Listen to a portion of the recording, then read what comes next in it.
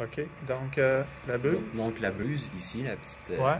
On va descendre un peu le plateau, si tu permets, parce que je vois pas bien. OK.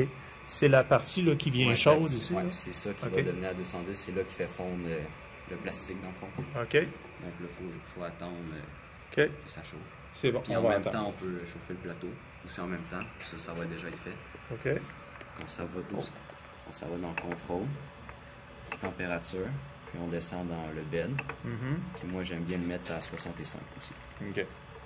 Donc ça va préchauffer la plaque pour que le plastique, dans le fond, il adhère, c'est ça? Oui, dans le fond, la température du plateau va justement aider au plastique, une fois appliqué, à bien adhérer au plateau puis à ne pas se décoller par la suite. C'est bon, OK. Là, ce que je vois ici, c'est que tu as ta bobine. Puis la bobine, dans le fond, il faut que le filament se rende jusqu'à la buse. Oui. Puis dans le fond, il y a aussi un sens un peu à la mettre, la bobine. Sur les Ender 5, il faut que le plastique soit comme ça, puis le plastique il monte. Faut pas le mettre. Il ne faut pas l'inverser. C'est ça, faut qu'il soit comme là, ça. J'imagine, comme toute chose, il y a une astuce là, pour enfiler le fil. Oui, ben dans le fond, c'est sûr que là, on l'a pas, mais c'est quand même important de le couper un peu en 45. Puis là, pour mettre la bobine, on le rentre dans le trou en dessous.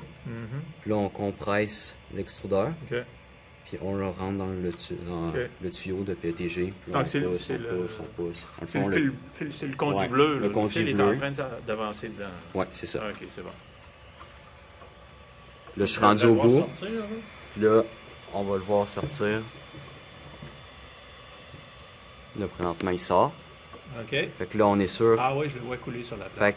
Puis là, moi, je le recule juste un tout petit peu pour pas qu'il continue à sortir sans que j'y en demande. Puis comme ça, je sais que là, mon fil il est rendu à ma tête d'impression.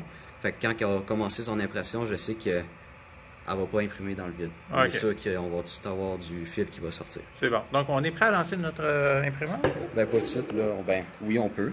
Mais le plateau, il n'a pas encore fini de chauffer. OK. Qu'est-ce qui se passe si je commence trop vite? Ça va-tu marcher pareil? Ben, on va juste dire d'attendre que le plateau ait fini de chauffer. OK, ben allons-y. Fait que dans le fond, pour partir l'impression, c'est aussi simple. On clique sur l'écran d'accueil. On s'en va dans la section Print for TF. Clique dessus. Puis là, on choisit le nom du fichier. Mon défi 3, moi. Dans le fond, défi 3, le nom il est écrit défi 3. On clique dessus. OK. Puis là, on va attendre un peu que le plateau ait fini de chauffer, puis après, on va partir.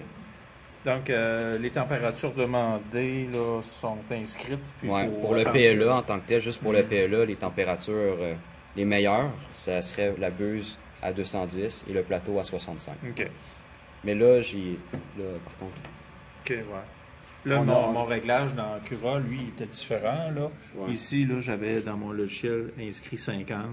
Donc, toi, ta recommandation, c'est d'avoir une plaque légèrement plus chaude sur cet appareil. À 65. Je comprends. OK. Mais là, on a un problème. Ah ouais? C'est que là, j'ai aussi ce problème-là, je l'ai rencontré beaucoup. Dans les noms des fichiers, les majuscules puis les E accent aigu, il n'aime pas ça, il ne veut pas. Donc, ça imprimera pas? Ça imprimera pas. Je peux le faire à l'infini. Je sélectionne le fichier, il ne veut pas. Bon, on va aller enlever l'accent, puis on aussi recommence. les majuscules. OK, on revient. OK.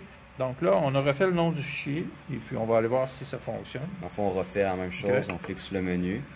On s'en va dans la section Print for TF. On clique dessus. On choisit notre nom de fichier. Qui est défi 3 Yvon. Il est mieux écrit. Puis là, l'imprimante est partie. Ah, ça bouge. OK, donc on la voit. Puis là, c'est sûr, certain, ça va bien fonctionner. Il n'y a plus rien qui peut arriver.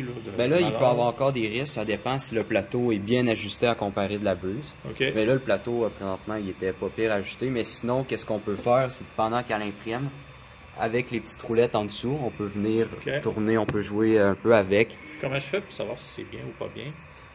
Faut juste que le plastique soit un peu écrasé. Ah, OK. Comme on le voit là, ici. Là. Ah, ben là, c'est ça qui est un peu beaucoup trop haut.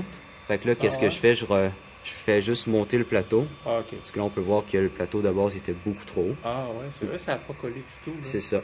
Fait que là, je monte encore. Les réglages fins qui vont avoir lieu. Fait que là, pendant qu'elle imprime, je remonte mon plateau puis je regarde un peu qu'est-ce qu'elle fait. OK. Là, je peux voir que là, je commence à voir de quoi qui est pas si pire. Ah, OK.